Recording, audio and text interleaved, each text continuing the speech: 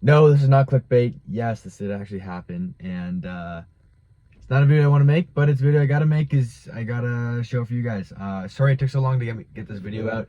Kind of took a while figuring out what's gonna happen with insurance, figuring out what was gonna happen, getting the car home, all this kind of stuff. And at the same time, one of my SD cards had like all of our footage, well, most of our footage between San Diego and the Salt Flats got corrupted. So I lost a ton of footage. So a lot of that you'll see is probably going to be a lot of iPhone footage, which is still good. It still kind of shows you a lot of what we did, but just kind of bear with me on that. But yeah, so I guess before showing you exactly what happened with the car, let's, might as well get one last good vlog video from the trip and kind of show you the last kind of couple days of the road trip. So I'm really sad to have to make this video, but something bad happened to the car.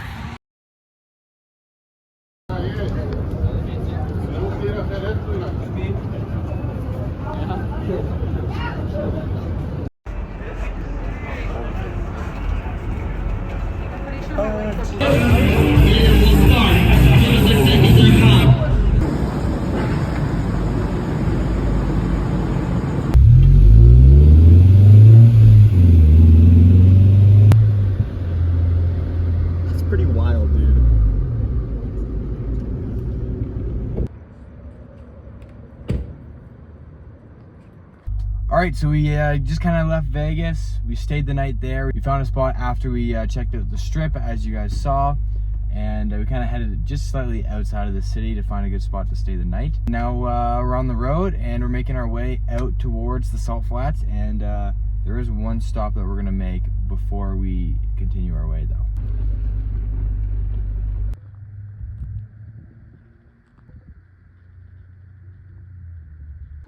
All right, so we're out here in the Nevada desert. We are on our way to the Salt Flats currently, and we decided to stop in at the Alien Research Center.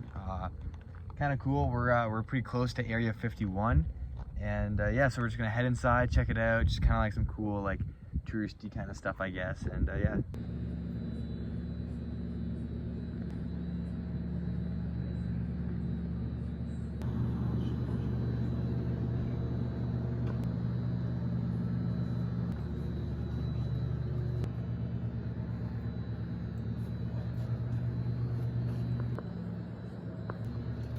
What'd you find?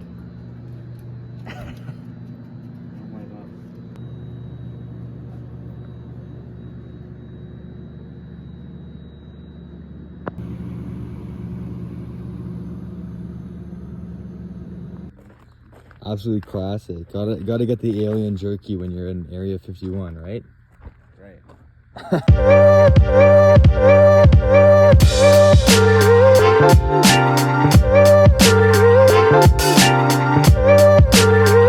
Stopped in Nevada to get some gas and got this.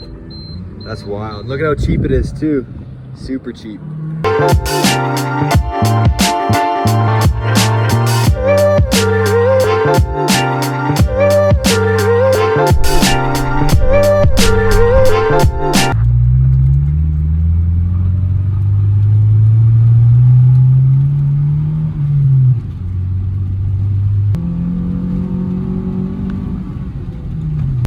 All right, so we've made it. We are out here. We are at the Bonneville Salt Flats, the Bonneville Speedway, and it is really, really cool out here. It is like just salt for miles, like just wicked, wicked cool. And we have the INTEGRA out here. As you might be able to tell, it's a little dirty. We did take it onto the flats. We did drive it a little bit, but unfortunately, it just really isn't the right season for it. And it's just not really. It's just a little bit too wet. The ground isn't hard enough right now. It's better more towards the summer season than right now. And I'll show you around, but there's like a couple like small like little like lake stuff. It's like water starting to come back, and apparently they've had a little bit of rain in the past few weeks, so it just really isn't the time for it. I think we reached about 110 kilometers an hour before I had to step on the brakes and start to turn back around before we got to a spot where it'd be too slushy. So unfortunately, it's just not the time of year for it to be hitting a top speed run. Got the car out here, and as you can already tell, it is absolutely filthy. Just look at the windshield. It's hard to tell in the paint, but if you look at the windshield, it kind of gives you an idea of how just disgustingly dirty it is.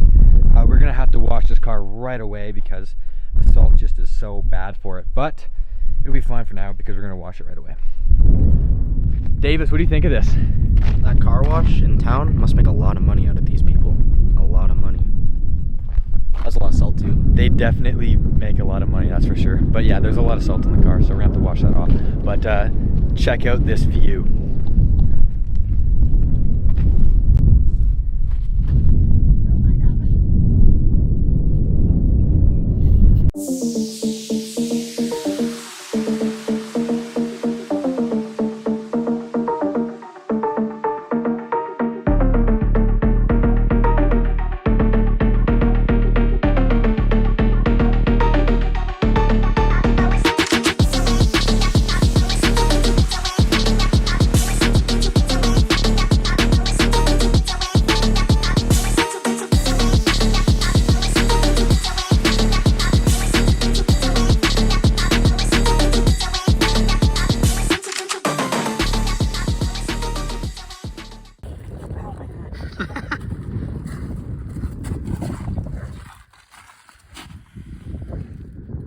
That's not even not enough to make it funny.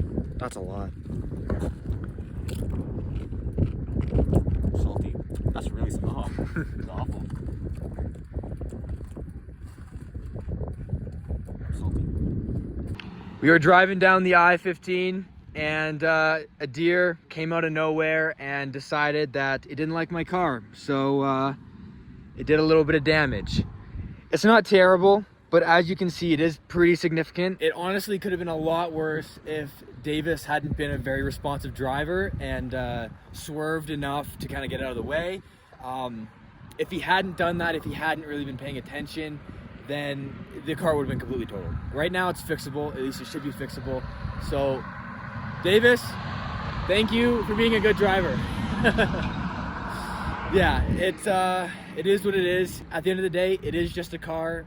As sad as it is to say, after all the work that's been put into this, should be back good as new before too long. It is sad, but you know, this is the kind of stuff that you risk when you have a nice car or have a car that you really love. And yeah, so I guess right now we're waiting for the cops to show up because this is a significant amount of damage. It's not just a fender bender, obviously. And we'll kind of talk to them. We are still quite a ways from home, probably at least another 8 or 9 hours of driving before we get home, and this car isn't drivable at night, so at the moment. So yeah, we'll kind of have to figure out where we're gonna go from here. We're gonna have to talk to the cops. The car should still be drivable right now. It doesn't look like there's any mechanical damage. It looks like it's all just cosmetic, which is really, really good. But then again, you know, still hard to find parts, and gotta fix like the headlight and the bumper and the fender and all that stuff. So yeah, we'll see what happens and stick with it, I guess. All right, so this is now like a week or so. This is a little while later after the accident that I'm filming this, kind of while editing the video, and I'm sure that you guys kind of want to know what's going to happen with the car, whether YouTube videos are going to continue, all that kind of stuff. For starters, yes, YouTube will continue. There may be like, it might be slightly maybe inconsistent just because, I mean, either way the car was going to get put away for winter, and there's just kind of not a ton going on in the scene right now. But I will do my best to keep making great videos for you guys as often and as frequently as I can. As for what's going to happen with the car, that's a slightly less straightforward answer. So basically, if you follow my Instagram, you know, and if you've been following the channel for a while, you would know that the body on this car isn't exactly great. It's not bad, you know, it could be worse, that's for sure, but I did do some body work on the car to get rid of rust and all that, and realistically, this was never really meant to be the last chassis. I always hoped for either a GS or a GSR, you know, like a fully loaded model, something with a sunroof would be nice to have. Basically, my end goal was to eventually buy at least a rust-free shell and put everything from this car into the shell. And that way it would be, you know, the same car, just a new body. And that was kind of my plan to do that several years down the road. So basically, this car was kind of always going to end up as a parts car at the very least. I knew that the body's not going to last forever. And that's just something that a lot of car guys will realize. If you're ever looking to buy a project car, I would very much highly recommend buying a rust-free body, because then you don't have to deal with rust like I am, and then you can actually keep your first car as long as you keep it in good shape. So basically what's likely going to happen is I'm going to take an insurance payout as long as it's a good amount of money. And either way, I'm buying the car back. So either way, this car is not leaving my possession. I'm keeping this car, whether or not it's salvage or anything like that. It's staying mine forever, regardless of the condition of the car. What I'll likely do is I'll probably take an insurance payout, and I will go and buy a shell at the very least, you know, or buy another Integra, something that's running, maybe something that's not. Either way, buy a rust-free Integra. Like, that's a must for me. It's got to be absolutely rust-free, no exceptions. And basically take all the parts from this car and put it into the new one, you know. I've got the leather interior, you know. I've got like a K-tune shifter, and you know, I've got a ton of stuff done on my interior, not to mention all the other stuff. I've got a ton of parts in this car, and I'm basically just gonna take all the parts from this car and put it into the new car, and it hopefully will be, I mean, realistically, it's never gonna be the same car, but at the same time, this isn't the same car as what it was when I first bought it, you know. It's changed, and that happens, right? So yeah, I'll buy another Integra, paint it cream. And that's not just for you guys, that's for me, you know. I love the color and I want it to continue on. And yeah, so I'll basically just be swapping chassis. Yeah, so I'm kind of like babbling on about this, but basically I'll probably end up buying a shell. I'll probably swap everything from this car into the shell. And who knows? I mean, I would love to be able to rebuild this car because it's not dead yet. That would be really cool, you know. And who knows, maybe it becomes a track car, you know, something like that. And all these little things, there's a bunch of different possibilities. But what I think could be really cool is, you know, just having another Integra and putting my touch on it and kind of making that a video series for you guys, you know, like rebuilding the cream tag or something like that, you know. So if you're following my Instagram, you would have kind of figured this out. When the deer hit the front of the car, it pushed the headlight in, and it caused the timing belt to actually grab the headlight harness, which is absolutely wild. The odds of that happening are like super slim, and it caused the timing belt to skip 9 teeth. Pistons didn't hit the valves. The engine's actually in perfect condition.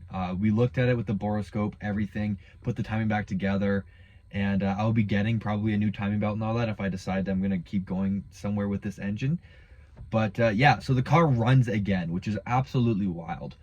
We had to tow the car home. My dad and Davis's dad actually managed to source a truck and trailer, and we weren't far from home, so they came and met us down, and we trailered the car back home.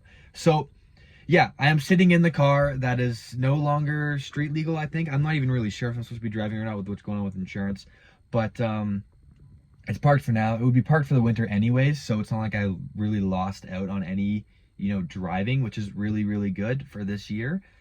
So yeah, I mean, I guess that's kind of all over the place, so I hope that kind of helped you guys and hopefully explain what's going to happen with the car. But yeah, that's pretty much it.